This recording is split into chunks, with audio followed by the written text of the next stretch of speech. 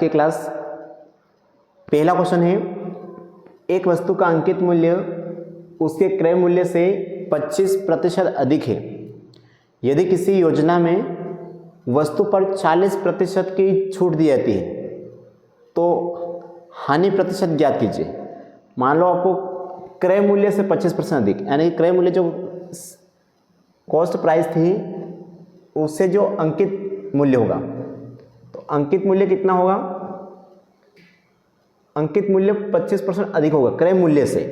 यानी कि अब मान लेंगे कि क्रय मूल्य अगर 100 है तो अंकित मूल्य कितना हो जाएगा? 125 हो जाएगा।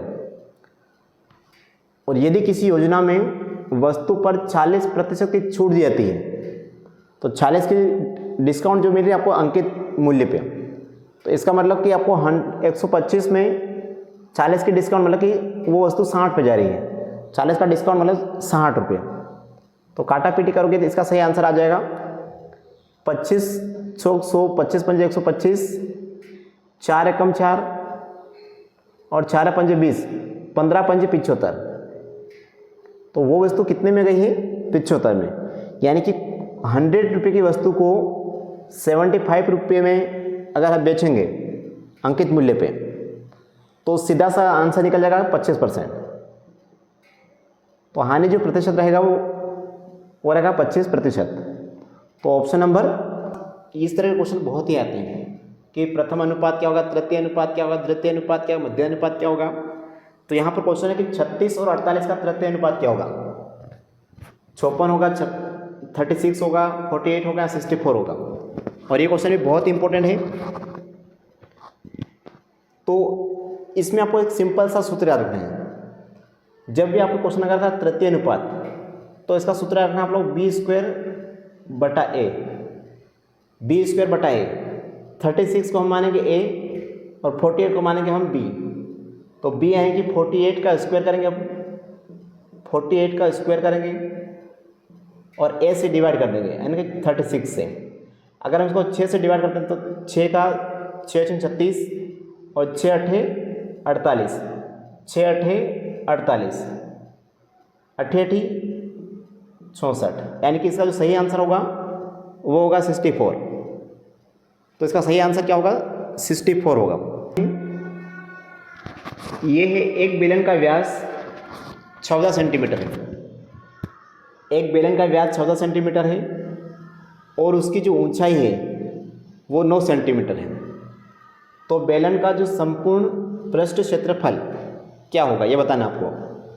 एक बेलन का जो व्यास है, और आपको पता कि व्यास का आधा क्या होता है? त्रिज्या होती है। अगर हम व्यास को 2 से भाग दे देंगे तो हमें मिल जाएगी त्रिज्या, रेडियस मिल जाएगी। तो व्यास 14 सेंटीमीटर, उसकी ऊंचाई 9 सेंटीमीटर है। तो बेलन का संपूर्ण पृष्ठ क्षेत्रफल क्या होगा ये आपको ध्यान देना है। तो यहाँ पर जब आप सोल्व करोगे तो बेलन का जो सूत्र होगा, बेलन का जो संपूर्ण पृष्ठ क्षेत्रफल, बेलन का संपूर्ण पृष्ठ क्षेत्रफल, इसका जो सूत्र होगा 2πRh प्लस 2πr²। ये बेलन का संपूर्ण पृष्ठ क्षेत्रफल का सूत्र होता है। अब यहाँ पर r जो है, r का मतलब होता है रेडियस, यानी कि त्रिज्या। तो व्यास कितना 14 है। अगर व्यास को 2 से भाग देंगे 2 सत्ते 14, यानी कि रेडियस कितना निकल जाएगा? तो r का मान आ जाएगा 7। तो 2 यानी कि आपको यहाँ पर क्या करना है? 2 का मान रखना है। तो 2 गुणित पाई का मान होता है 22/7 गुणित रेडियस का मान है 7 गुणित हाइट का मान है 9। सॉरी, यहाँ पर हम कॉमन ले लेंगे क्योंकि यहाँ कॉमन लेना पड़ेगा तभी आंसर आ पाएगा। तो कॉमन हम क्या लेंगे? 2 कॉमन है, पाई कॉमन है और r भी कॉमन है। 2πr कॉमन है, 2πr कॉमन है, h प्लस r सिंगल है। तो 2 गुणित पाई का मान है 22/7 गुणित r का मान है 7 गुणित h का मान है, h का मान कितना मिला? हाइट कितनी? 9 और गुणित 9 प्लस 7। तो यहाँ पर क्या 2 से कट जाएगा, 7 से 7 कट जाएगा। तो 22 चौक 44 होता है। और 44 में आप गुणा करोगे 16 का, तो 44 में गुणा करोगे 16 का तो 6 जो 24, 24 यानी कि लास्ट में 4 आएगा, यही आंसर होगा।